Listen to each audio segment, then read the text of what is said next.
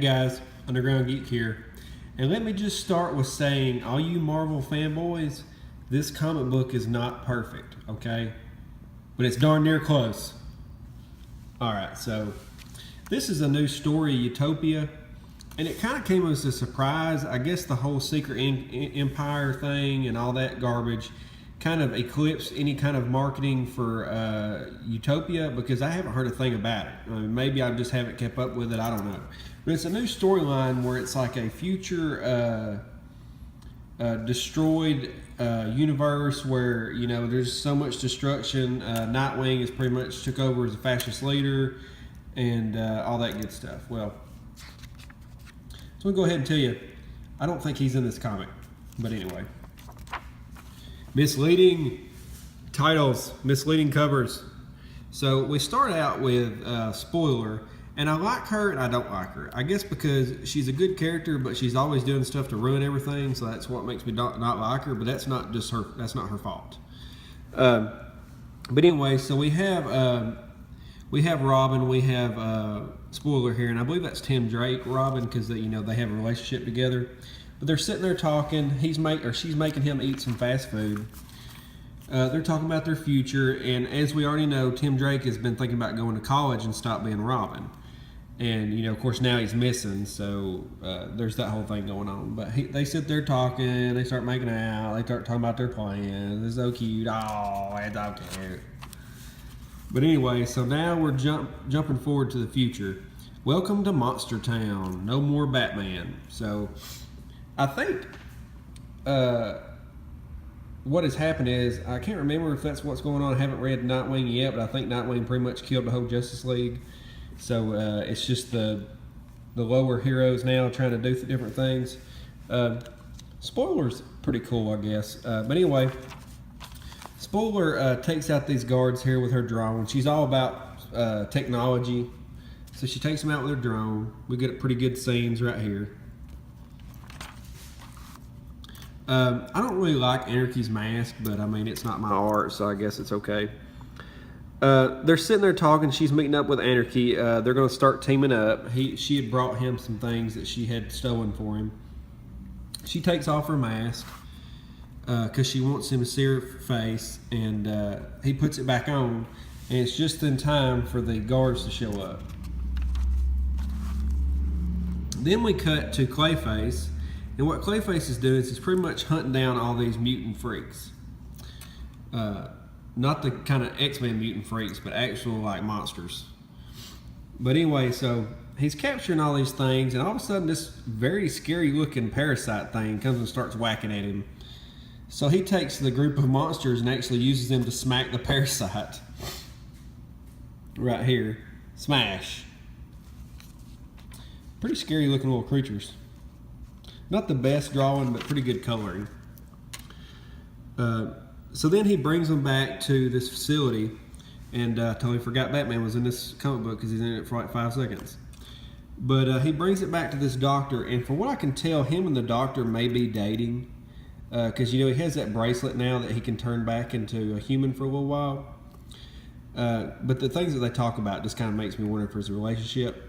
Anyway, he's got a time limit on how long he can be Clayface now because his brain is degrading. So they're talking about the problems that he has with that.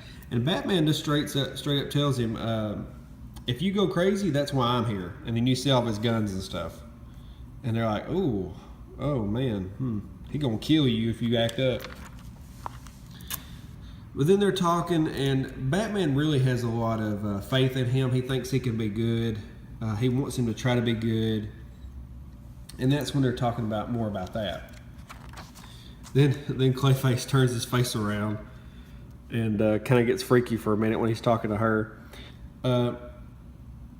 That's pretty much all that goes. All that goes with that. They're more talking. So then we cut back to Spoiler and Anarchy, and they're taking out all the bad guys. And at first I didn't know this was Anarchy, just because he looks so different than the other versions that I've seen. But then when I saw the stick and the mask, I was like, he may be Anarchy. It makes sense that he would be left alive because he's just kind of like one of those cockroaches that don't die. But anyway, so they take out all the guards. He pretty much causes a collapse on them and then just spray paints on their tomb, Anarchy.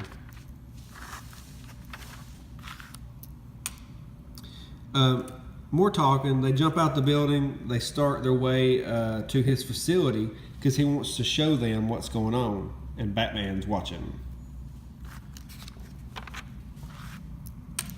So at this point, they're still talking. She's starting to trust him a little bit. He's explaining why this facility is open to him and no one else. Then she talks him into taking his mask off, and he's not scarred up on this version. He just wears the mask, which kind of let me down a little bit. I kind of wish it was like a Phantom of the Opera kind of thing, where part of his face was mangled, but she learned to like him anyway, because you know where that's going. But so anyway, they're talking, and they finally get to his secret entrance and then the actual facility. And it's this underground kind of farm village area for everybody. And that's pretty much the issue. I mean, there's not a whole lot going on. It's just them two talking, and then it's over. The next issue is Monsters Unleashed, and it threw me off at first because I was like, wait, don't they already have that? And I was thinking, oh no, that's Marvel, not DC. I'm going to read Nightwing later. Captain Cummins has already done a video, so I may not do a video on that, but I'm going to read it at least. Is anybody else like these Snickers advertisements? I feel like these are better than a comic a lot of times. But that's pretty much it with this issue. Batman did a cameo in his own comic book. And then it was mainly the Steph and Anarchy show. Very well drawn. The color's pretty good. Now, I say well drawn, but it dips down in certain areas. Like I said before in other comics reviews, it feels like certain people did certain pages and other people did other pages on certain points. But all in all, it's a pretty solid comic. I mean, there's a beginning, a conflict, and a resolution. Okay? Beginning, climax, and an end. So, you got all that, but at the same time, it really just feels like it's building up to another issue. Like, this is just getting you by until the main story starts.